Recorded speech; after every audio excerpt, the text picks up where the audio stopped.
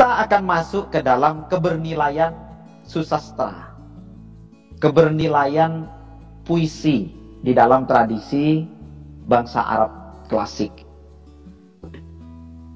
Sebenarnya yang perlu kita duduk bersama di sini ini untuk menjelaskan adalah pemahaman tentang sastra di dalam tradisi Arab.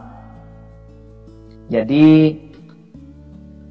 apakah sastra itu di dalam bahasa Arab kita sebut sebagai sastra itu, apakah sama dengan adab yang kita kenal ini? Apakah sama dengan literasi? Karena kan kalau menurut sarjana kesusastraan Arab, adab itu kan maksudnya produksi akal budi suatu bangsa. Jadi al-intaj al-aqli dan juga asy'uri dari suatu kaum. Jadi sastra itu secara umum, adab itu bisa diartikan adalah awalnya adalah produksi akal budi dari satu bangsa. Makanya kalau kita melihat literasi, maknanya kan bukan susastra, makna dasarnya, tetapi secara umum makna pengetahuan begitu. Jadi apakah kita sebandingkan dulu pemaknaan sastra kita ini, yang dimaksud sastra itu dalam bahasa Arab itu al-adab. Nah, kita melihat hal ini untuk juga menyeragamkan pemaknaan kita nanti, bahwa bangsa Arab ini bukan menyeragamkan ya, untuk kita membuat satu titik perjumpaan dulu. Nanti silahkan jika ada pendapat-pendapat yang lain silahkan. Kita juga nanti misalkan akan membahas terma puisi di dalam tradisi Arab. Apakah puisi di dalam bahasa Arabnya itu adalah terjemahan yang tepat dari kata-kata syi'ar? Apakah pas kalau kita artikan puisi itu adalah asy-syi'r? Nah, ini yang juga nanti akan kita bahas, karena syair ini menjadi bagian dari pondasi kesusastraan Arab. Para pemirsa sekalian, memang kita bisa mengatakan bangsa Arab ini sebagai bangsa penyair karena kekhususannya. Khususnya kalau kita bandingkan dengan misalkan dengan tradisi peradaban-peradaban lain yang saya sebutkan tadi. Ada peradaban Yunani, ada peradaban Romawi. Menurut sarjana-sarjana ini, kalau Yunani itu di dalam bidang adab, dalam makna literasi, dalam makna pengetahuan, dalam makna produksi pengetahuan, Yunani itu literasinya literasi filsafat. Jadi basis literasi dari Yunani itu literasi filsafat.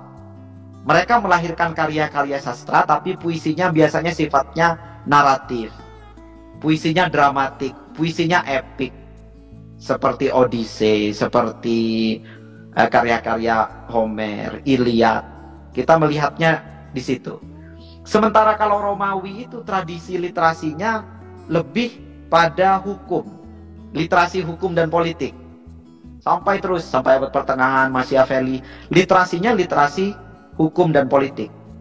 Nah, kalau India misalkan, itu literasinya akan lebih kepada literasi cerita-cerita legenda, mitologi, simbolik.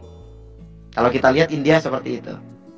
Nah, Arab ini literasinya ini literasi moral puitik, bisa dikatakan demikian.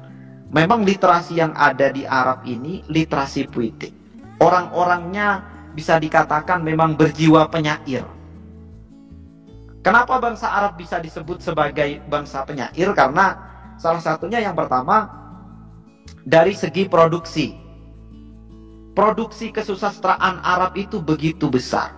Kita bisa bayangkan misalkan dibandingkan dengan tradisi-tradisi dari peradaban lain sebelumnya. Tradisi kesusastraan Arab pra-Islam yang sampai ke kita, salah satu periwayatnya misalkan seperti Hammad Ar-Riwayah. Hammad Ar-Rawiyah ini kira-kira kalau menurut sarjana sastra, kira-kira Hammad Ar-Rawiyah ini kira-kira hafal puluhan ribu kasidah, bukan larik. Padahal karya-karya bangsa lain di dalam bidang puisi ini, seperti jika punya Homer dikumpulkan, misalkan mungkin hanya 30-an ribu larik, bukan kasidah, 30.000 larik. Mahabharata juga kurang dari 30.000 larik. Sementara ini yang dihafalkan Hamad Ar-Rawiyah saja puluhan ribu kasidah, belum yang lain-lain. Bisa dirujuk misalkan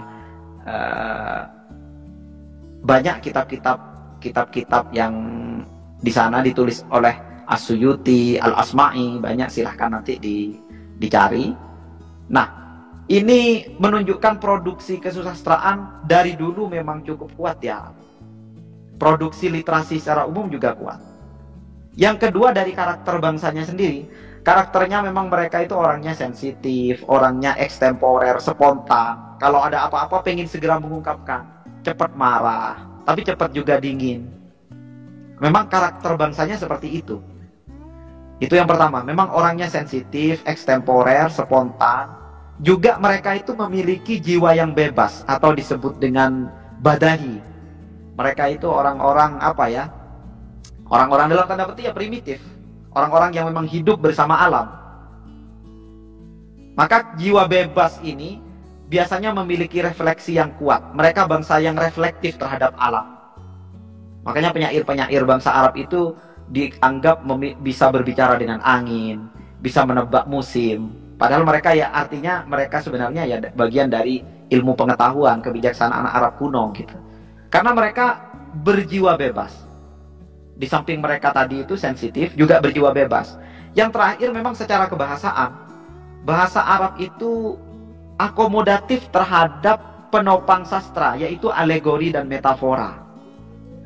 Jadi orang Arab ini bahasanya itu memang sudah bahasa yang indah, bahasa yang mengandung sastra dengan sendirinya. Karena sastra itu kan pemaknaannya kan sebenarnya adalah pendalaman makna. Sastra itu kalau kita bisa ungkap pendalaman makna. Yang dimaksud dengan sastra itu adalah pendalaman makna kehidupan gitu. Dengan modus menggunakan alegori, menggunakan metafora.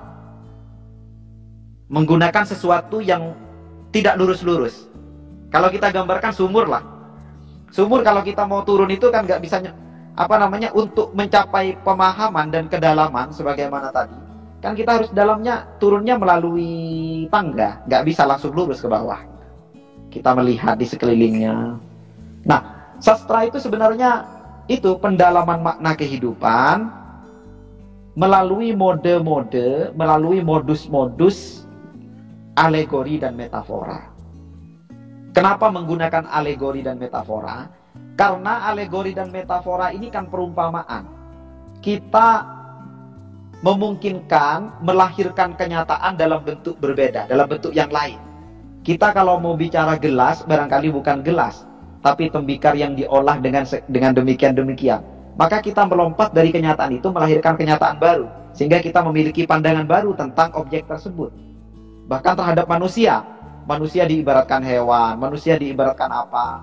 Metaforik, alegoris. Itu sastra.